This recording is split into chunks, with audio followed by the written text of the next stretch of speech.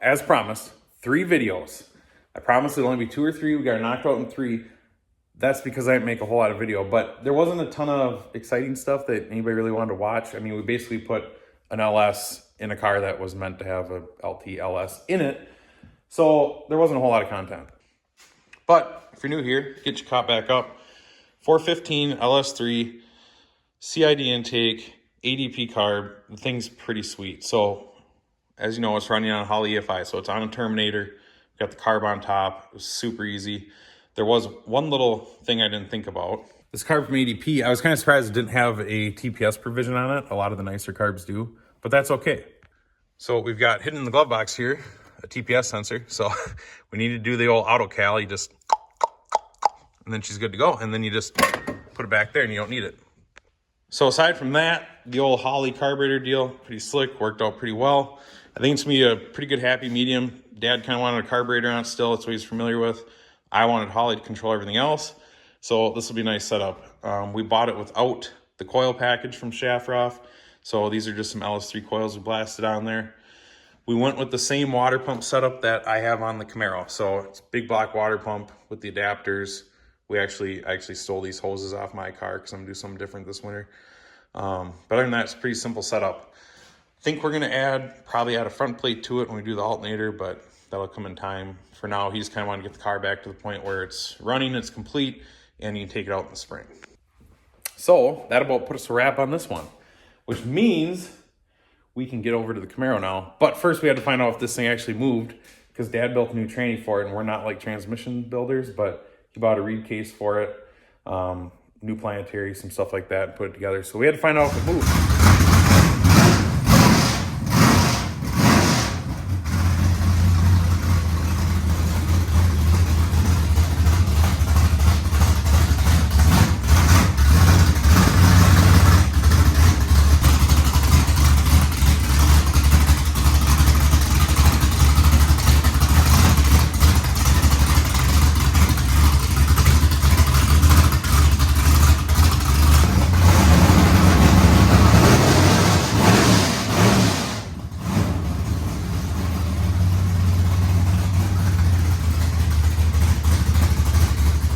And it certainly moved. It moved well. I wanted to take it out in the driveway and do a bunch of burnouts, but we just got some snow last night, and Dad's not quite as wily as me when it comes to just beating on your stuff in the snow and the salt like we did with the Camaro last year.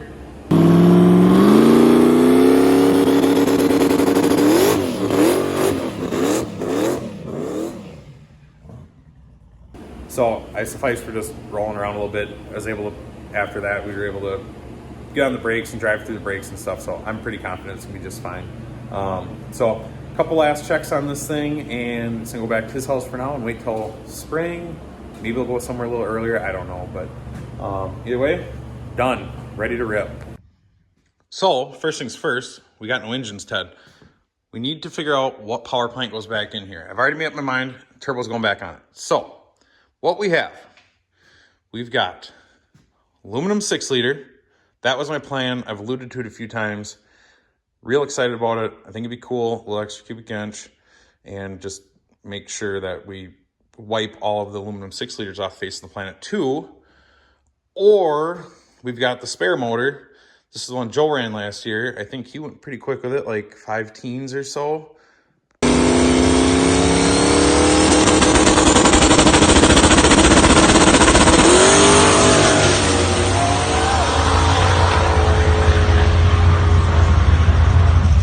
So we know it's decent. We know it'll run. We know it'll do okay. It's got oil pressure. This is a complete mystery. I'm leaning towards LS2, but the other night I got thinking, gosh, can I really do it again? Getting kind of bored, and that's why I bought the 370. That's why I bought that. So I thought, what could we do to change it up just a little bit? Yes, that is the plan we need. 370, 13-to-1. On methanol with the 106 on top and the Super Vic, minus the Lexan scoop. We can't use that, turbo things. That seems like a logical answer, because let's be real, the 6 liters can go that much faster than 5 feet. No, it's probably not. Well, any of these motors could go significantly faster than I've been, because I'm just an idiot and I wreck it. I goof it up. But if we're going to wreck something, why not wreck a good motor? I mean, we wreck junkyard motors all the time. So we'll just use a better motor. So at least that way, before it explodes, it'll sound cooler. It'll look cooler. It'll probably leave harder. It's going to be great. The noises it's going to make are going to be awesome. Now, there's one small piece of this plan I don't like, and I'm going to explain to you with my magnet. Aluminum, iron. So instantly you put 125 pounds in front of this car. Not a big fan, but it might be worth the trade-off. So we're going to have to come up with another game plan. Here's what I'm thinking. Since we're on methanol, this thing, gone. Don't need it. Fuel system, put it in the back. Why? For weight. Too much weight on the nose. Need to get weight off the nose. Put it in the back.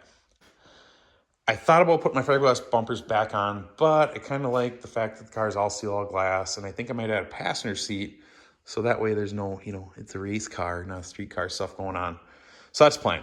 Ditch a bunch of weight off the front to make up for this going in there. Party on methanol, and it's going to be great. Now, last time I tried the methanol thing, there was a small problem, and that is that my 6 gallon per minute pump isn't quite up to the task. It's up to the task. It made like 1,200 horse. But like the 4th pass, we leaned on a little bit and it exploded. Something this channel has been missing a lot lately. Excitement, less talky, more worky, less NA, more turbo, things like that. So I was like, oh, I'll get this on a stand and make a video telling them about it. But we're on a roll and we might as well get some stuff done. I mean, spring's gonna be here in no time. By spring, I mean January, and some track somewhere that I can hit a wall.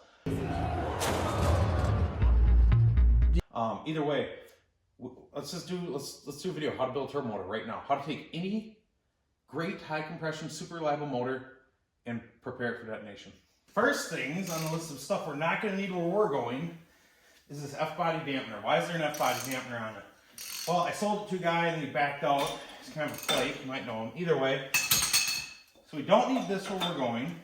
So let's see if it's fan door number 1. I've never had this motor apart. Okay, that's a lie. I had it apart a little bit, not much. I bought it, threw it in the car where it was. Oh, look at that. That is the nicest stuff I've ever owned. Oh, double roller. I have no idea what the oil pump is. I don't know, it looks GM-ish, maybe, not sure. So what we need to do is we need to swap the cam. I think I'm just gonna keep the oil pump. It's already on here, it's mated. It's already good with this motor. We're gonna swap the cam, keep the oil pump, take the pan off. We have to add a bung for the turbo drain. We have to knock these heads off of here because I want to put head studs and LS9s in it too. More things for the pile, things we don't need. Man, look at all these nice parts. They're all stock. I think it's got pack springs in it right now. It's got some hardened push rods. I think it's got Morel high RPM lifters, which I don't know, maybe we'll just keep those too. Removing or installing valve train, you always want to do it in a fashion so it doesn't, load the rocker arm shaft. I think that's what I read. I'm not sure. Dang, oh my, look at that. ARP hardware, this thing is, if there's ever been a candidate that's ready to make about 1,400 on methanol, this is it. This is the one. I dropped something, I'm not sure what it was. Maybe you've seen it in the video, but I'm not sure. Okay, there we go. Yep, picture perfect. So the story here is sometimes you can't be afraid, just destroy a perfectly good motor for science. Yep, the lifters as claimed. Yep. I don't know, maybe you guys know what they are. I was told Morel, I don't know, looks Morel-ish, but I don't see anything on them. They're linked, so they gotta be good. So, as suspected, some type of plus dome piston. We got the roller stuff we talked about. We've got the higher RPM lifters. We've got, we have a shop way? There's no way this lives. What is this? You're an idiot. Stop. Oh, no, it's on the back of a Capital One. Don't want me to get a credit card. Anyhow. So I was really going to go for the gusto here and try to put this whole thing together in like a half hour so we could just have a complete video. But I realized I need to swap some stuff over on the heads. That head has a strip thread in it from the intake. Probably my fault from using impact. But either way, I got to swap some stuff over, clean some stuff up, and that gets real monotonous. So I think what we'll do, we'll leave off at this point. We can see what we got. Nope, that's stupid. We should take the pan off. Here we go. I don't know why I put, oh no.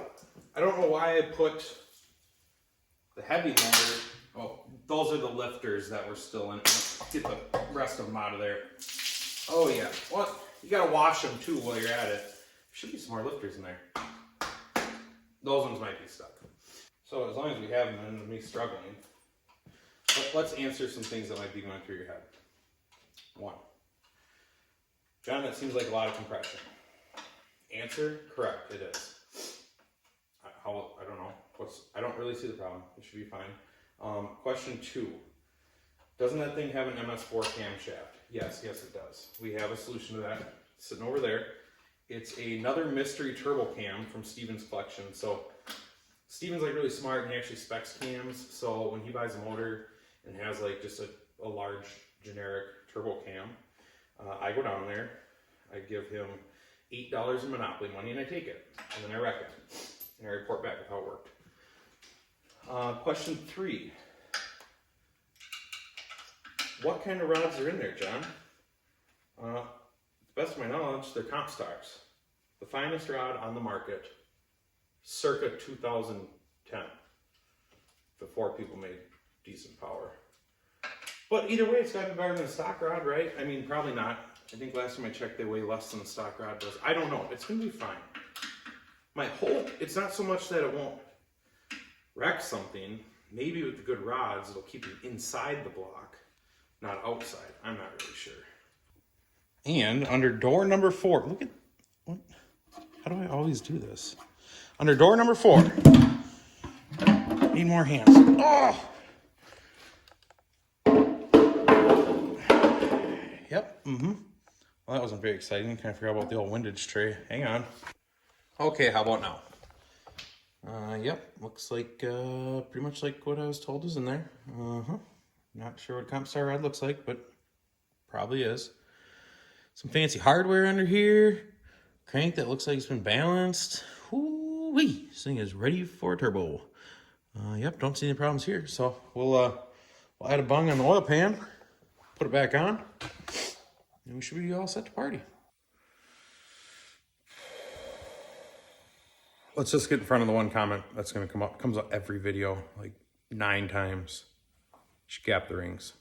You're going to gap the rings? It's high compression. You should really gap the rings. I'm not going to gap the rings.